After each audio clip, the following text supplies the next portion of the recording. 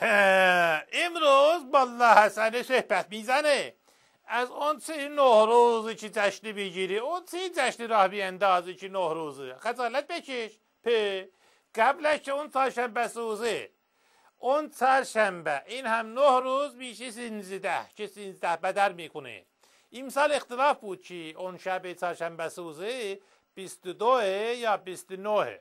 اونا göre ما 22 اسفند را گفتیم که یوم شکه. از 22 اسفند تا 29 اسفند هفته وحشت بوده. بس ایجی تو از همان اول کار که هنوز اونان سورا نشده اونطور در از نگاه میکنی خجالت نمیکشه؟ تو فکر کرده فقط خودت خره؟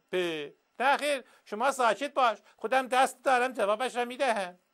تو همان بدبخت بینوا که دوستت سبزه بود، اون سال 13 بدر انداختش توی رودخانه. خجالت بکش بدبخت بینوا.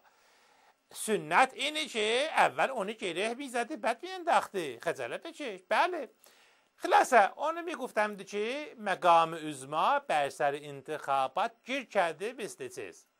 من خودم در نشست ائمه جماعت بودم که با ایشان که روبوسی کردم دیدم گردنش خیلی بومیده. گفتم چرا؟ گفتند که آخه من مقام عظماه، هرچی در نظام خرابکار هست میاندازند گردن من. خلاصه گفتم اونو که اون احمدی نژاد میآوری توی مجلس